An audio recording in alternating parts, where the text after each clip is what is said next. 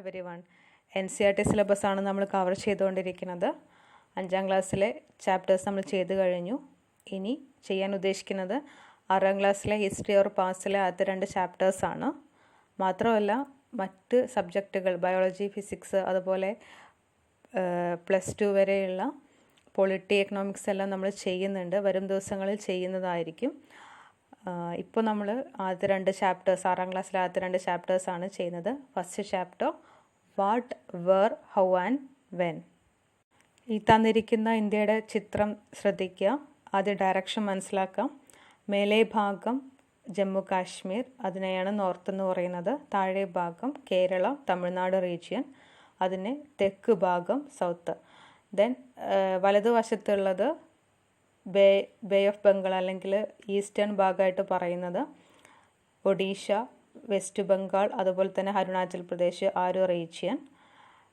പടിഞ്ഞാറ് ഭാഗമായിട്ട് പറയുന്നത് ഗുജറാത്ത്, അറബിക്കടൽ ആ ഒരു റീജിയൻ. ഇനി ശ്രദ്ധിക്കേണ്ടത് 3 ജലാശയങ്ങൾ കൊണ്ടാണ് ഇന്ത്യ കോണ്ടിനെൻ്റ് അല്ലെങ്കിൽ ഇന്ത്യൻ കോണ്ടിനെൻ്റ് ചുറ്റപ്പെട്ട് കിടക്കുന്നത്. പടിഞ്ഞാറ് അറബിക്കടലും, തെക്ക് ഇന്ത്യൻ മഹാസമുദ്രവും, കിഴക്ക് ബംഗാൾ ഉൾക്കടലും. ഈ 3 ജലാശയങ്ങൾ കൊണ്ടാണ് ഇന്ത്യൻ കോണ്ടിനെൻ്റ് സ്ഥിതി ചെയ്യുന്നത്. അതുപോലെ തന്നെ അറേബ്യൻ സീയുടെയും ഇന്ത്യൻ ഓഷ്യൻ്റെയും ഇടയിലാണ് ലക്ഷദ്വീപ് എന്ന് പറയുന്ന യൂണിയൻ ടെറിട്ടറി സ്ഥിതി ചെയ്യുന്നത്. ബേ ഓഫ് ബംഗാളിലാണ് ആൻഡമാൻ ആൻഡ് നിക്കോബർ ഐലൻഡ്സ് എന്ന യൂണിയൻ ടെറിട്ടറി സ്ഥിതി ചെയ്യുന്നത്. അതുപോലെ തന്നെ അടുത്ത ഡയറക്ഷൻ ശ്രദ്ധിക്കേണ്ട ഒരു ഡയറക്ഷനാണ് നർമ്മദയുടെ പൊസിഷൻ. അതായത് സെൻട്രൽ ഡയറക്ഷനിലാണ് നർമ്മദയെ പ്ലോട്ട് ചെയ്തിരിക്കുന്നത്. അപ്പോൾ സെൻട്രൽ ഡയറക്ഷനിൽ തന്നെയാണ് വിന്ധ്യയെയും കൂടെ ചേർത്തിരിക്കുന്നത്. വിന്ധ്യ, നർമ്മദ എന്ന് പറയുന്നത് സെൻട്രൽ ഡയറക്ഷനിലാണ്. ഇതിൽ നർമ്മദയെക്കുറിച്ച് പറയുകയാണെങ്കിൽ ഇന്ത്യയെ തെക്കായിട്ടും വടക്കായിട്ടും സെപ്പറേറ്റ് ചെയ്യുന്ന നദിയാണ് നർമ്മദ. അപ്പോൾ ഈ നർമ്മദയെ ആസ്പദമാക്കിയിട്ടാണ് ഈ ഡയറക്ഷൻസ് ഇനി ഓരോന്ന് പറയുന്നത്. നർമ്മദയുടെ തെക്ക് വടക്ക് ഭാഗം അല്ലെങ്കിൽ നർമ്മദയുടെ വടക്ക് പടിഞ്ഞാറ് ഭാഗം, അങ്ങനെയുള്ളത് വെച്ചിട്ടാണ് ഇനി ഓരോ സ്ലൈഡുകളും ഉണ്ടാക്കിയിട്ടുള്ളത്. അപ്പോൾ അത് വെച്ചിട്ട് തന്നെ പഠിക്കുക. ആദ്യമായിട്ട് പറയുന്നത് നോർത്ത് വെസ്റ്റ് ഡയറക്ഷനാണ്. നോർത്ത് വെസ്റ്റ് ഡയറക്ഷനിൽ എങ്ങനെയാണ്, ഏതൊക്കെയാണ് വരുന്നത്? സുലൈമാൻ ഹിൽസ്, കിർത്താർ ഹിൽസ്, അതുപോലെ കാബൂൾ റിവർ, ചലം, ചിനാബ്, രവി, സത്ലജ്, ഇൻഡസ്, ഇത്രയും നദികൾ ചേർന്നതാണ് നോർത്ത് വെസ്റ്റ് ഡയറക്ഷൻ. അതുപോലെ തന്നെ താർ മരുഭൂമിയും ചേർന്നതാണ് നോർത്ത് വെസ്റ്റ് ഡയറക്ഷനിൽ. ഇതിൽ ഇൻഡസ് റിവറിൻ്റെ ട്രിബ്യൂട്ടറീസ് ആണ് ചലം, ചിനാബ്, രവി, സത്ലജ് എന്ന് പറയുന്ന നദികൾ. അപ്പോൾ അക്കാര്യം കൂടെ അതിൻ്റെ കൂട്ടത്തിൽ ഓർത്ത് വയ്ക്കുക. ഇനി നോർത്ത് ഡയറക്ഷനിൽ വരുന്നതാണ് ബിയാസ്, യമുന, ചമ്പൽ, ഗംഗ, സൺ. നോർത്ത് ഡയറക്ഷനിൽ വരുന്നതാണ് ബിയാസ്, യമുന, ചമ്പൽ, ഗംഗ, സൺ. ഇതിൽ ഗംഗയുടെ ട്രിബ്യൂട്ടറിയാണ് സൺ. അക്കാര്യം ഓർത്ത് വയ്ക്കുക.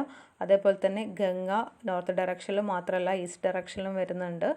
അപ്പോൾ ആ ഒരു പോയിൻറ്റ്സും ആ ഫ്ലോയിങ് നോക്കിയാൽ മതി, മനസ്സിലാക്കാൻ പറ്റും. അപ്പോൾ അതും കൂടെ ഒന്ന് നോട്ട് ചെയ്ത് വയ്ക്കുക.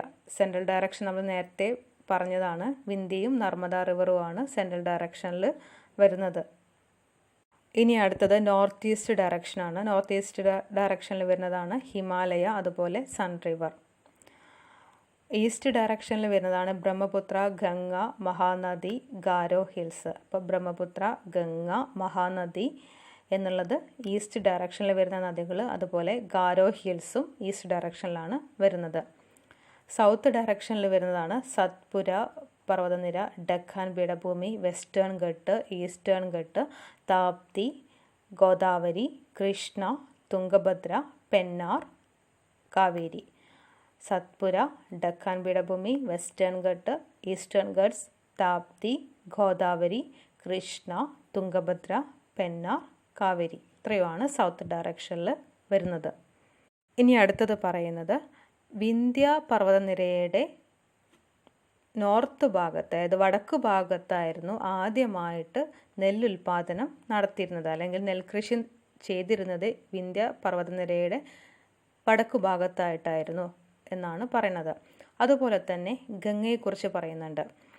ഗംഗ എന്ന് പറയുന്നത്, അല്ലെങ്കിൽ ഗംഗയുടെ സൗത്തേൺ ഭാഗം എന്ന് പറയുന്നത് മഗധയായിരുന്നു. മഗധയെക്കുറിച്ച് നമുക്കറിയാം. മഹാജനപദങ്ങളിലെ അല്ലെങ്കിൽ 16 മഹാജനപദങ്ങളിലെ ഇമ്പോർട്ടൻ്റ് ആയിട്ടുള്ള അതുപോലെ ഏറ്റവും പവർഫുൾ ആയിട്ടുള്ള ഒരു ജനപദമായിരുന്നു മഗധ. ആ മഗധ സ്ഥിതി ചെയ്തിരുന്നത് ഗംഗ തീരത്തിൻ്റെ സൗത്തേൺ റീജിയണിലായിരുന്നു എന്നാണ് പറഞ്ഞത്. ബീഹാറിലാണ് ഈ മഗധ സ്ഥിതി ചെയ്യുന്നത്. ഗംഗയുടെ ട്രിബ്യൂട്ടറിയുടെ പേരാണ് സൺ. അടുത്തത് പറയുന്നത് ഇന്ത്യ അല്ലെങ്കിൽ ഭാരത് എന്നുള്ള പേര് എങ്ങനെയാണ് വന്നത്, അതുമായി റിലേറ്റഡ് ആയിട്ടുള്ള ഫാക്ട്സുകളാണ് പറയുന്നത്. ഇൻഡസ് എന്ന വാക്കിൽ നിന്നാണ് ഇന്ത്യ എന്നുള്ള പേര് വന്നത് എന്ന് പറയുന്നുണ്ട്. ഇനി ഇൻഡസിനെ സാൻസ്ക്രിറ്റിൽ പറയുന്ന പേരാണ് സിന്ധു. അപ്പോൾ ഇൻഡസ് നദിയെ നമ്മൾ സിന്ധു നദി എന്നും കൂടെ പറയുന്നുണ്ട്. ഈ സിന്ധു നദി എന്ന് പറയുന്നത് സാൻസ്ക്രിറ്റിൽ സിന്ധു നദി എന്നാണ് ഇൻഡസിനെ ഡിനോട്ട് ചെയ്യുന്നത് എന്നാണ് പറയുന്നത്. ഇനി ഇറാനിയൻസ് അതുപോലെ തന്നെ ഗ്രീക്കൊക്കെ വന്നിരിക്കുന്നത് നോർത്ത് വെസ്റ്റ് ഡയറക്ഷനിലാണ്. ഇത് നോർത്ത് വെസ്റ്റ് എന്ന് പറയുന്നത് ഗുജറാത്ത്, കാശ്മീർ ആ ഒരു റീജിയൻ ഉണ്ടല്ലോ, ഗുജറാത്ത് തൊട്ട് കാശ്മീർ വരെയുള്ള ആ ഒരു ബൗണ്ടറി, ആ ഒരു റീജിയനിലൂടെയാണ് ഇറാനിയൻസ് അതുപോലെ ഗ്രീക്സൊക്കെ ഇന്ത്യയിലേക്ക് വന്നിട്ടുള്ളത് എന്നാണ് പറയുന്നത്. ഇനി ഇൻഡസ് എന്ന വാക്ക് ഹിൻഡോസ് എന്നും പറയുന്നുണ്ട്, ഇൻഡോസ് എന്നും പറയുന്നുണ്ട്. അതുപോലെ തന്നെ ഭാരത എന്ന് പറയുന്നുണ്ട്, ഇന്ത്യയെ ഭാരത എന്ന് പറയുന്നുണ്ട്. ഈ ഭാരത എന്നുള്ള പേര് വരാൻ കാരണം ഋഗ്വേദയിൽ നോർത്ത് വെസ്റ്റ് ഡയറക്ഷനിൽ താമസിച്ചിരുന്ന ആളുകളെ ഭാരത എന്നാണ് മെൻഷൻ ചെയ്തിരിക്കുന്നത്, അല്ലെങ്കിൽ ഭാരതീയർ എന്നാണ് മെൻഷൻ ചെയ്തിരിക്കുന്നത്. അതുകൊണ്ടാണ് ഭാരതം എന്നുള്ള അല്ലെങ്കിൽ ഭാരത് എന്നുള്ള ഒരു പേര് വരാൻ കാരണം എന്നാണ് പറയുന്നത്. അടുത്തത് പറയുന്നത് മനുസ്ക്രിപ്റ്റ് ആണ്. മനുസ്ക്രിപ്റ്റ് എന്ന് പറഞ്ഞു കഴിഞ്ഞാൽ ഇന്ത്യയിലെ ആദ്യത്തെ നിയമാവലി, അതാണ് നിയമസംഹിതയാണ് ഈ മനുസ്ക്രിപ്റ്റ് എന്ന് പറയുന്നത്. മനുസ്ക്രിപ്റ്റ് ലാറ്റിൻ വേർഡാണ്. മനു എന്ന വാക്കിൻ്റെ അർത്ഥം ഹാൻഡ് എന്നാണ്. അത് അധികവും എഴുതിയിട്ടുള്ളത് സാൻസ്ക്രിറ്റ് ലാംഗ്വേജിലാണ്. പക്ഷേ സാധാരണക്കാരായ ആളുകൾക്ക് മനസ്സിലാക്കാൻ വേണ്ടിയിട്ട് പ്രാകൃത ഭാഷയിലും എഴുതിയിട്ടുണ്ട്, അതുപോലെ തന്നെ തമിഴിലും എഴുതിയിട്ടുണ്ട്. ഇനി മനുസ്ക്രിപ്റ്റ് എഴുതാൻ ഉപയോഗിച്ചത് പാം ലീഫാണ്, പനയോല, അത് വെച്ചിട്ടാണ് ഈ മനുസ്ക്രിപ്റ്റ് എഴുതിയിട്ടുള്ളത്. അതിൻ്റെ ഓരോ ഇലകളും തുന്നിച്ചേർത്തിട്ടാണ് മനുസ്ക്രിപ്റ്റ് എഴുതിയിട്ടുള്ളതായിട്ട് പറയുന്നത്. അടുത്തത് പറയുന്നത് ഇൻസ്ക്രിപ്ഷനാണ്. ഇൻസ്ക്രിപ്ഷൻ എന്ന് പറഞ്ഞു കഴിഞ്ഞാൽ എന്തെങ്കിലും ഒരു കാര്യം, ഒന്നുകിൽ ഒരു യുദ്ധമോ അല്ലെങ്കിൽ ഒരാളുടെ പേരോ, രാജാവിൻ്റെയോ രാജ്ഞിയുടെ പേരോ, അല്ലെങ്കിൽ എന്തെങ്കിലും മെസ്സേജുകൾ, അതെല്ലാം ഒരു കല്ലിലോ അല്ലെങ്കിൽ ഒരു മെറ്റലിലോ എഴുതി വെക്കുന്നതാണ് ഇൻസ്ക്രിപ്ഷൻ എന്ന് പറയുന്നത്. അപ്പോൾ അങ്ങനെ ഇൻസ്ക്രിപ്ഷൻ ആദ്യമായിട്ട് എഴുതിയൊരു റൂളറാണ് അശോക. മാത്രമല്ല അത് കണ്ടെത്തിയിട്ടുള്ളത് കാണ്ഡഹാർ, ഇന്നത്തെ അഫ്ഗാനിസ്ഥാനിലെ കാണ്ഡഹാർ എന്ന് പറയുന്ന സ്ഥലത്താണ് ഈ ഇൻസ്ക്രിപ്ഷൻ ആദ്യമായിട്ട് കണ്ടെത്തിയതായിട്ട് പറയുന്നത്. ഏകദേശം 2000 വർഷങ്ങൾക്ക് മുമ്പ് കാണ്ഡഹാറിലാണ് ഈ ഇൻസ്ക്രിപ്ഷൻ കണ്ടെത്തിയിട്ടുള്ളത് എന്നാണ് പറയണത്. ഇനി 2 സ്ക്രിപ്റ്റുകൾ അല്ലെങ്കിൽ 2 ലാംഗ്വേജസുകളാണ് ഇതിന് മെയിനായിട്ട് ഉപയോഗിച്ചിരുന്നത്. ഗ്രീക്ക് മേലെ ഭാഗത്തും അരാമിക് താഴെ ഭാഗത്തുമായിട്ടാണ് ഉപയോഗിച്ചിരുന്നത്. അശോകയുമായി ബന്ധപ്പെട്ട ഒരുപാട് കാര്യങ്ങൾ പറയാനൊക്കെ ഉണ്ട്, പക്ഷെ നമ്മളത് വരും ക്ലാസ്സുകളിൽ, ഹയർ ക്ലാസ്സുകളിലൊക്കെ വരും. അപ്പോൾ കൂടുതൽ ഡീറ്റെയിൽ ആയിട്ട് നമുക്ക് പറയാം. ഇപ്പോൾ തൽക്കാലം ഇത്രയും ഒന്ന് ഓർത്ത് വയ്ക്കുക. ഇൻസ്ക്രിപ്ഷൻ ആദ്യമായിട്ട് എഴുതിയിട്ടുള്ള ശാസനത്തെക്കുറിച്ച് ആദ്യമായിട്ട് എഴുതിയിട്ടുള്ളത് അശോകയാണ്. അത് അഫ്ഗാനിസ്ഥാനിലാണ് കണ്ടെത്തിയിട്ടുള്ളത്. അഫ്ഗാനിസ്ഥാനിലെ കാണ്ഡഹാറിലാണ് കണ്ടെത്തിയിട്ടുള്ളത്. 2 ലാംഗ്വേജസ് ആണ് പറയുന്നത്, ഗ്രീക്കും അരാമിക്കും. ഇനി ഈ ചാപ്റ്ററിൽ മെൻഷൻ ചെയ്യുന്ന ഒരു വേർഡാണ് ആർക്കിയോളജിസ്റ്റ് എന്ന് പറയുന്നത്. ആർക്കിയോളജിസ്റ്റ് എന്ന് പറഞ്ഞു കഴിഞ്ഞാൽ പുരാവസ്തു ഗവേഷകനെയാണ് ഈ ആർക്കിയോളജിസ്റ്റ് എന്ന് പറയുന്നത്. ഖനനം ചെയ്തും പണ്ടുള്ള കാര്യങ്ങൾ എങ്ങനെയായിരുന്നു എന്നുള്ള കാര്യങ്ങൾ ഖനനം ചെയ്തും അതുപോലെ നന്നായി പഠനം നടത്തിയും ചെയ്യുന്ന ആളുകളെയാണ് ആർക്കിയോളജിസ്റ്റ് എന്ന് പറയുന്നത്. ആർക്കിയോളജി എന്ന് പറയുന്നത് ആ ഒരു പഠന വിഭാഗത്തെയാണ്, പുരാവസ്തു പഠന വിഭാഗത്തെയാണ് ആർക്കിയോളജി എന്ന് പറയുന്നത്. അപ്പോൾ ആ ഒരു വേർഡ്സുകളും ഓർത്ത് വയ്ക്കുക. അടുത്തത് പറയുന്നത് ഡെസിഫർമെൻ്റ് ആണ്. അതായത് നമ്മൾ നേരത്തെ പറഞ്ഞു, ഇൻസ്ക്രിപ്ഷനെ കുറിച്ച് പറഞ്ഞു. ഇൻസ്ക്രിപ്ഷൻ നമുക്ക് മനസ്സിലാവാൻ പറ്റാത്ത രീതിയിൽ എന്തെങ്കിലും ലിപികൾ വെച്ചിട്ടായിരിക്കും എഴുതിയിട്ടുണ്ടായിരിക്കുക. അപ്പോൾ അത് മനസ്സിലാക്കിയെടുക്കുന്ന ആ ഒരു പ്രോസസ്സിനെ പറയുന്ന പേരാണ് ഡെസിഫർമെൻറ്റ്. ചിലപ്പം ആ ഇൻസ്ക്രിപ്ഷൻ എഴുതിയിട്ടുള്ളത് ചിത്രങ്ങൾ കൊണ്ടായിരിക്കും, എന്തെങ്കിലും ചിത്രങ്ങൾ ഡിനോട്ട് ചെയ്തുകൊണ്ടായിരിക്കും എന്തെങ്കിലും മെസ്സേജുകൾ അതിനകത്ത് എഴുതിയിട്ടുണ്ടാവുക. ഒന്നുകിൽ ഒരു യുദ്ധം ജയിച്ചതാവാം, അല്ലെങ്കിൽ വേറെ എന്തെങ്കിലും ഒരു മെസ്സേജ് കൊടുത്തതായിരിക്കാം. പക്ഷെ എന്തായാലും അതിനകത്ത് ഒന്നുകിൽ ചിത്രമായിരിക്കും അല്ലെങ്കിൽ എന്തെങ്കിലും ഒരു ലിപിയായിരിക്കും. അതെന്താണ് എന്നുള്ളത് മനസ്സിലാക്കാൻ പലർക്കും അന്നത്തെ കാലത്ത് കഴിഞ്ഞിരുന്നില്ല. അപ്പോൾ അത് മനസ്സിലാക്കിയെടുക്കാനുള്ള അല്ലെങ്കിൽ അത്രയും സ്കോളേഴ്സ് ആയിട്ടുള്ളവർക്ക് മനസ്സിലാക്കിയെടുക്കാനുള്ള ചില പ്രോസസ്സുകളോട് മനസ്സിലാക്കിയെടുക്കുന്ന ആ ഒരു പ്രോസസ്സിനെ പറയുന്ന പേരാണ് ഡെസിഫർമെൻറ്റ് എന്ന് പറയുന്നത്. അപ്പോൾ ഇവിടെ ഒരു ചിത്രം കണ്ടില്ലേ? ഈ ചിത്രത്തിനകത്ത് അതിൻ്റെ തൊട്ട് താഴെ കുറേ ലെറ്റേഴ്സ് കൊടുത്തിട്ടുണ്ട്. അപ്പോൾ എ എന്ന് പറയുന്നത് ഡിനോട്ട് ചെയ്യുന്നത് പക്ഷികളെയായിരുന്നു. അപ്പോൾ അത് വെച്ചിട്ടൊക്കെ ആയിരിക്കും ഇവർ ഓരോ കാര്യങ്ങൾ മെസ്സേജുകൾ ഉണ്ടാക്കിയിട്ടുണ്ടായിരുന്നത്. അപ്പോൾ അതൊക്കെ മനസ്സിലാക്കിയെടുക്കുന്ന ആ ഒരു പ്രോസസ്സാണ് ഡെസിഫർമെൻറ്റ് എന്ന് പറയുന്നത്. പിന്നെ അതുപോലെ രാജാക്കന്മാരുടെയും രാജ്ഞിമാരുടെയും ഒക്കെ പേരിൻ്റെ കൂടെ, അതായത് ഒരു ഫ്രെയിം പിൻ ചെയ്ത് വെച്ചിട്ടുണ്ടായിരുന്നു. അതിന് പറയുന്ന പേരാണ് കാർട്ടൗഷ്. കറക്റ്റ് പ്രൊനൗൺസിയേഷൻ അറിയില്ല, സ്പെല്ലിംഗ് എന്തായാലും ശ്രദ്ധിക്കുക. CRTOUCHE, കാർട്ടൗഷ്. ഒരു രാജാവിൻ്റെയോ രാജ്ഞിയുടെയോ പേരിൻ്റെ കൂടെ ഒരു ലിറ്റിൽ ഫ്രെയിം എൻക്ലോസ് ചെയ്ത് വയ്ക്കുക. അതാണ് ഈ കാർട്ടൗഷ് എന്ന് പറയുന്നത്. പിന്നെ ഓർത്തു വെക്കേണ്ടത്, നോർത്ത് ആഫ്രിക്കയിലാണ് ഈജിപ്റ്റ് എന്ന രാജ്യം. നോർത്ത് ആഫ്രിക്കയിലാണ് ഈജിപ്റ്റ്. ആ നോർത്ത് ആഫ്രിക്കയിലെ തന്നെയാണ് ഈ റോസെറ്റ എന്ന് പറയുന്ന ടൗണും ഉള്ളത്. നോർത്ത് ആഫ്രിക്കയിലാണ് റോസെറ്റ, ഈജിപ്തിലാണ് റോസെറ്റ. ആ കാര്യം ഓർത്തു വയ്ക്കുക. ഇനി ഈ ചാപ്റ്ററിൽ ഇമ്പോർട്ടൻ്റ് ആയിട്ട് പറയുന്ന ചില ഡേറ്റ്സുകളാണ്. നമുക്ക് നോക്കാം എന്തൊക്കെയാണ് ഡേറ്റ്സുകൾ പറയുന്നത്.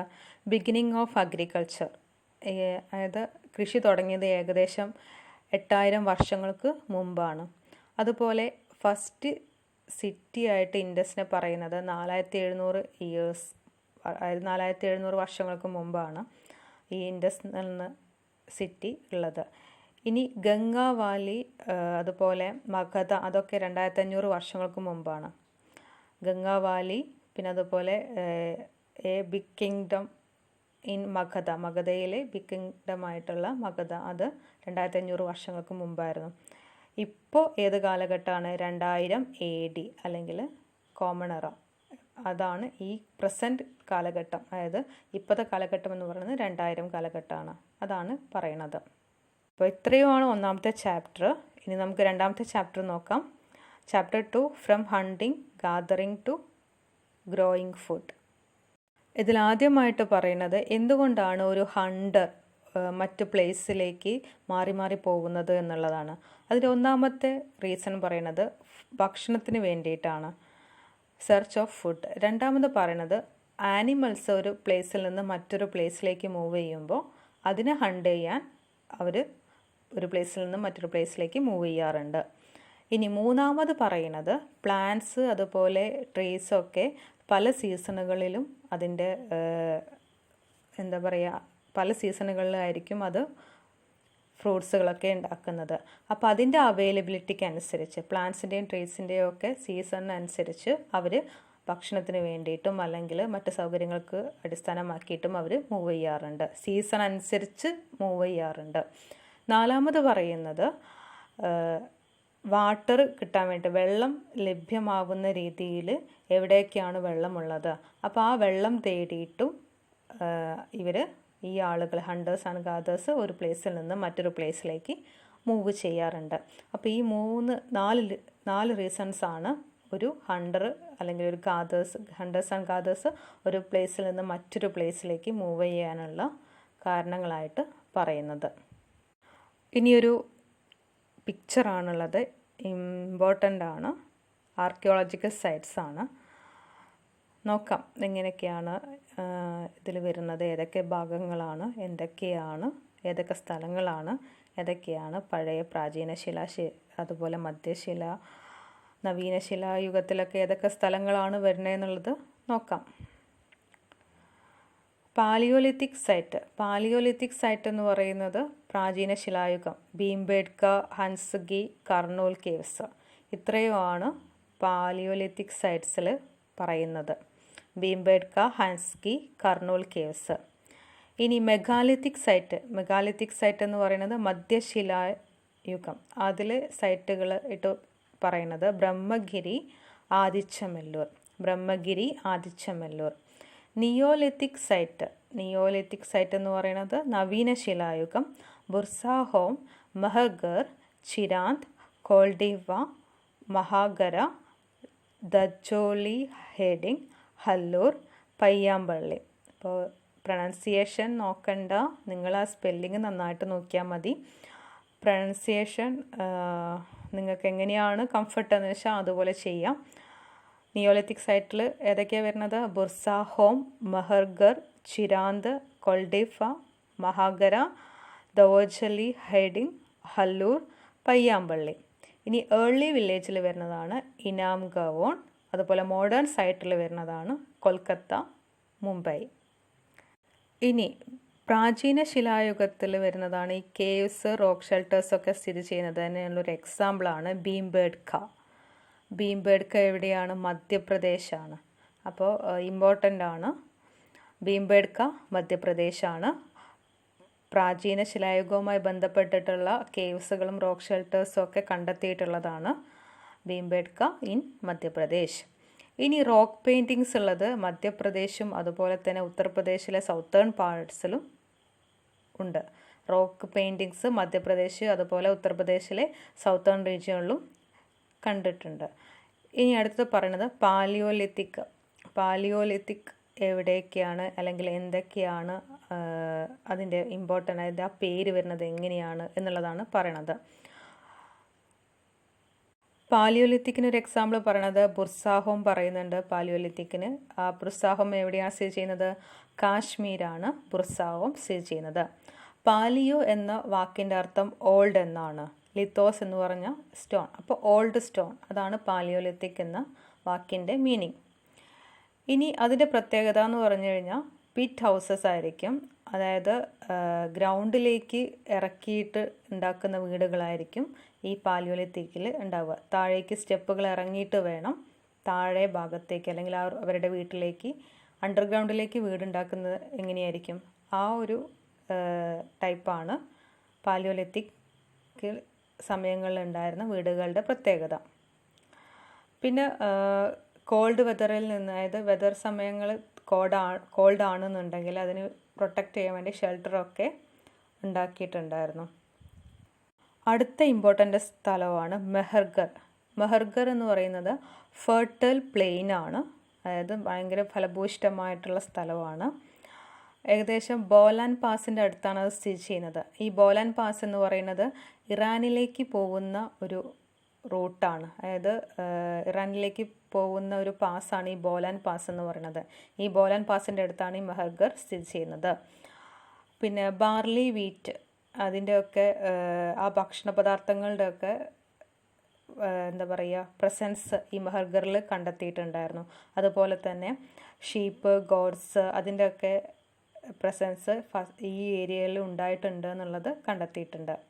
മാത്രമല്ല ചില വൈൽഡ് ആനിമൽസിൻ്റെ, അതായത് മാന്, അതുപോലെ പിഗ്, അതിൻ്റെയൊക്കെ ബോൺസുകൾ ഈ സ്ഥലത്ത് നിന്ന് കണ്ടെത്തിയിട്ടുണ്ട്.